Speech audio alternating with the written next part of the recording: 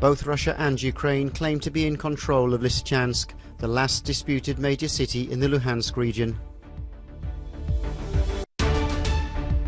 Security preparations are underway in Switzerland for an international conference on the reconstruction of Ukraine.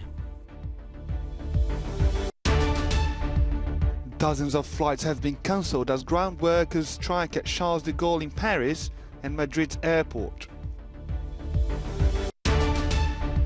Yet another heat wave. The warm weather across Europe causes flooding in Poland and water restrictions in Italy.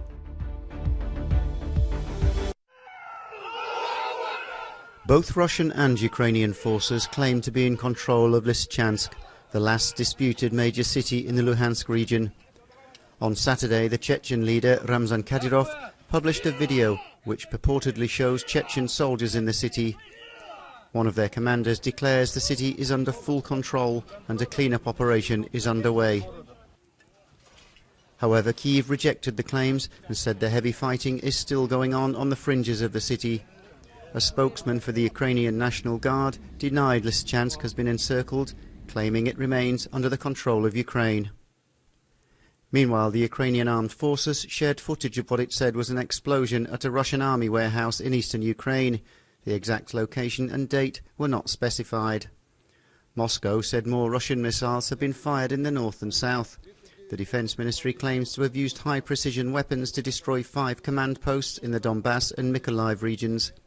It also said 3 ammunition depots were hit in the vicinity of Zaporizhia, along with the Ukrainian weapons base in Kharkiv.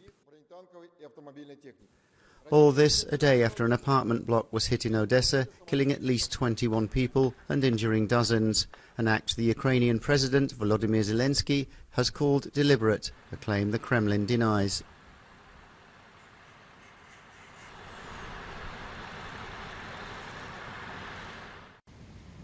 Here in the Donbass region, Ukrainian soldiers like Vladimir and Artem perhaps didn't envision themselves wearing army gear battling for their country 1 year ago. But since Russia's invasion of Ukraine, things are different, with many citizens feeling compelled to sign up and protect their nation from bombardment. The morale of our boys is high. They are riled up and will beat the enemy for sure, with complete annihilation until we get to the borders of 2014, including Crimea and all.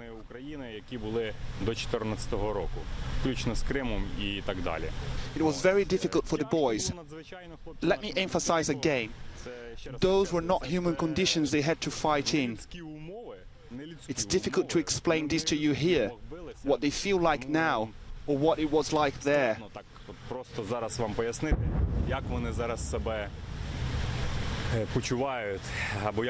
They were fighting to the end there. The task was to destroy the enemy, no matter what.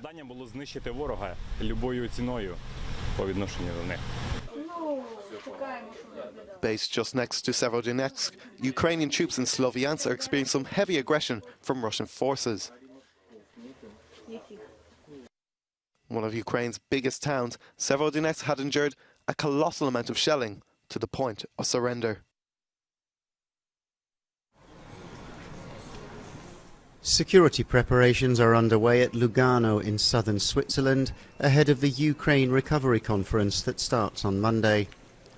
Leaders from dozens of countries and international organisations will discuss post-war reconstruction of the war-torn country. The President of the European Commission, Ursula von der Leyen, said on Friday that EU membership is within reach for Ukraine. Your European path and the reconstruction of the country will go hand in hand. Ukraine will be in the lead. Massive investments will have to come. But to maximize their impact and to foster business confidence, investments will have to be coupled with a new wave of reforms. The conference discussions will focus on rebuilding and development, as well as on contributions from international partners. It's planned to take place over 2 days. Europe is experiencing yet another heat wave. In Poland, the sun was followed by torrential rain. In Gdynia, festival goers were evacuated for several hours yesterday. The rain also damaged many houses in the area. Meanwhile, in Italy, the country is enduring its worst drought in 70 years, drying out the rice paddies of the River Po Valley. Rome Zoo is distributing frozen fruit, meat and fish to help animals cope with the very high temperatures in the Italian capital. Shade, ponds of cold water and even showers for the elephants. Everything is being done to help them cope with the heat wave that has come earlier in the year than expected. Following the persistent hot weather, the mayor of Verona, Damiano Tomasi, signed the ordinance that limits the use of drinking water for domestic purposes, for cleaning and hygiene reasons only, until the end of August. Dozens of flights have been cancelled at Charles de Gaulle airport on Saturday amid an ongoing dispute over wages and working conditions.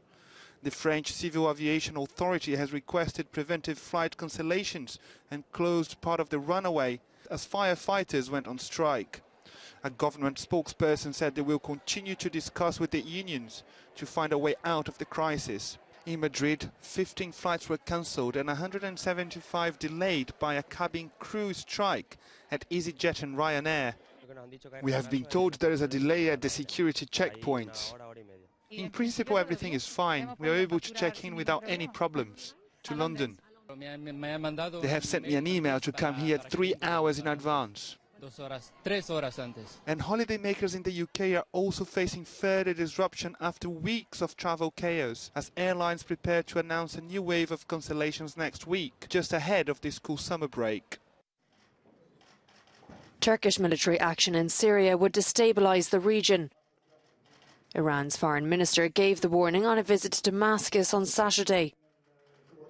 The comment follows Ankara's announcement that it is planning a new offensive against Kurdish fighters in the north of the country. Amir Abdullahian says we will do our best to prevent any military operation from happening and focus on a political solution. Iran is a major ally of Syrian President Bashir al-Assad and an important trading partner for Turkey. Tehran says it is trying to establish peace and security between the two nations, but the Syrian government has repeatedly condemned Turkey's threats to mount a new incursion. Fayasil Miqdad says we appreciate the Iranian policy in this field, which calls for improving relations with neighbouring countries. And we believe that it is very necessary to respond to this will, because it is a true expression of sovereignty, freedom and independence of decision-making in this region. Turkey's President Recep Tayyip Erdogan intends to expand the so-called security zone inside Syria to resettle 1 million Syrian refugees. But Damascus has called Erdogan's bid to create this zone an attack on the country's unity.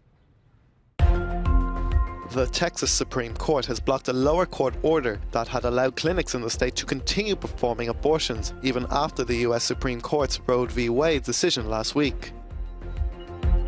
It was not immediately clear whether the clinics in Texas that resumed performing abortions just days ago would halt services again. A hearing is scheduled for later this month. The Uvalde School District Police Chief has stepped down from his position in the City Council, following heavy criticism to his response to the mass shooting at Robb Elementary School. 3 minutes after the shooter entered the school, sufficient armed law enforcement were on the scene to stop the gunman. Yet police officers, armed with rifles, stood idle for more than an hour.